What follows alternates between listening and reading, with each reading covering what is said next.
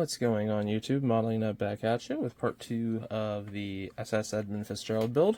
So, may not look like much has happened, but a lot has taken place. So, first thing, doesn't look like it probably from this vantage point, but got the underside of the hull cleaned up. It is going to have some marks just from the sanding process that I just wasn't able to get down and out of the main base of the hull itself. However, to be honest, I think that'll actually play into my hand, because again, there was numerous times where the Edmund Fitzgerald did strike bottom. Obviously, wouldn't have had this huge gaping mark here, but again, this is literally just as much filler as I possibly can get into an air pocket. To be honest, you probably will never see it once it's on the thing, but yeah, any of the shallow scouge marks will actually kind of play into the hand of just, you know, again, used and abused metal, which the bottom of the hull would have been. You know, that kind of led to what they talked about with Daniel J. Morrell and a couple of other ships that were lost before the Edmund. That, again, I mean, these things were used very, very hard. So at this point, got all of the doors and windows into place. So let me zoom in here and get that to focus. I should say I have all of the doors. So I have the window holes, went ahead and drilled those out. I am going to be taking and putting a brass ring around them, which, see if I can get it to lock in, and do a little brighter. Again, the black is just some Sharpie marks that I made for myself, so it should look a little bit better once I get that done. Any of the kind of curlicues you might see just kind of lingering around, those are all from it. Went ahead and actually got a couple of sets out from Tom's Model Works, U.S. Naval doors. So went ahead and put that one on there on the main deck. And then I'm using the Tom's Model Works portholes, 12 and 16-inch porthole sets, just to do all the portholes. So here on the back, got all of the holes opened up. Went ahead and replaced the side stern entry doors with the ones from the Lysands, I believe, or the Arsenals set. Same with the other side. Get that in frame. There we go. So we got that one, and then kind of see here. So next step's going to be getting kind of the base colors onto it.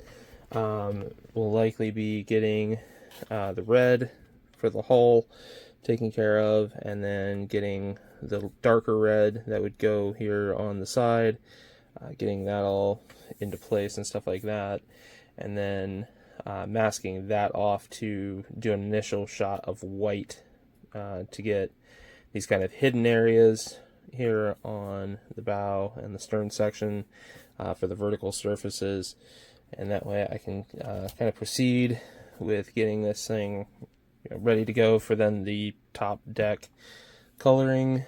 Same with the walking surface at the bow and the stern, things like that. I've got all, again, and noting that I had all of the doors done. We have this part here, which is the aft deck house. So all of the doors have been notched off.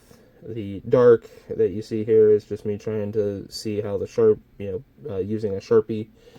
Specifically, my favorite type is the industrial ones. Just really work really nicely onto the styrene and resin.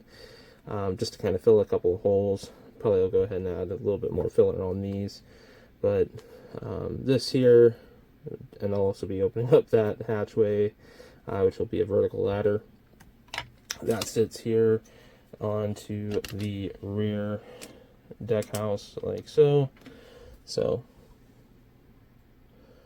I'll sit back there, and then of course we have our funnel, which will come in like that. So that will be the rear. Moving on to the bow section. I should say, I'll bring it back here to the center for a moment.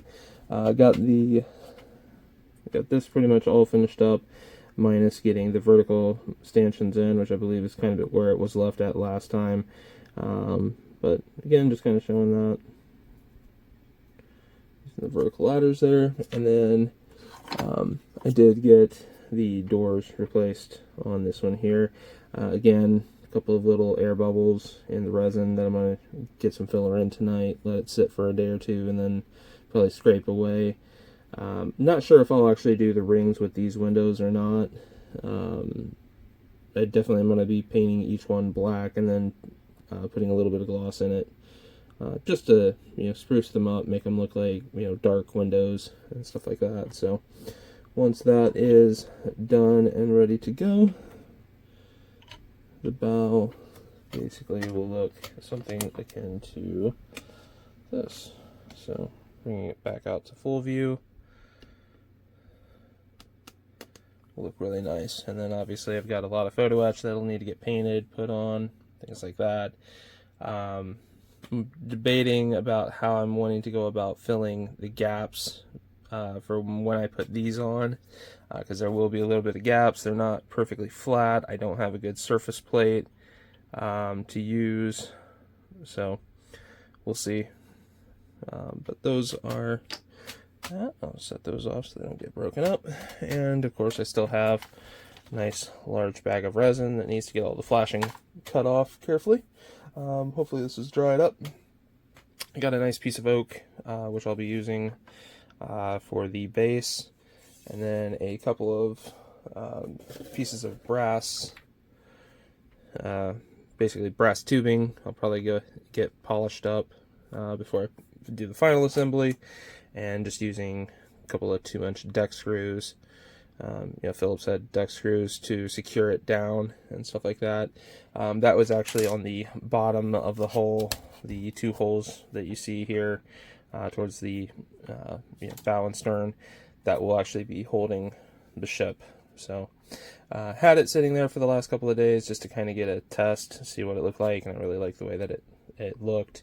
Elevates it off just about that much, you know, not much, but makes it really look nice. The finish on that is kind of an interesting one. So parents were going through doing a bit of a clean out, and I got an old glass bottle of Old English furniture and scratch polish. So this stuff, I honestly have absolutely no clue of the age, but it is kind of cool, probably given the fact that it does not have any sort of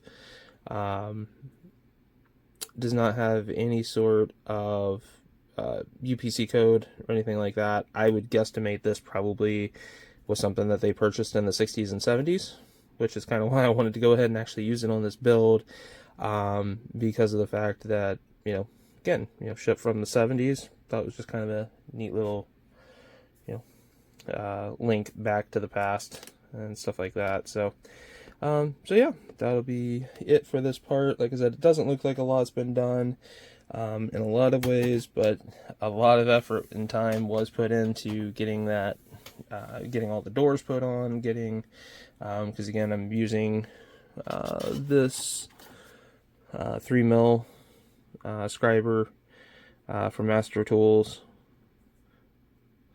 This thing really works great. It's a chisel, so it's really to open up stuff, but just using it as a flat scribing blade like this worked great, just to get all that, get the resin doors off and stuff like that. So yeah, if you have any questions or comments, definitely post them down below. If you know anybody who would like this type of content, definitely send them a link, and I will catch you guys in the next one.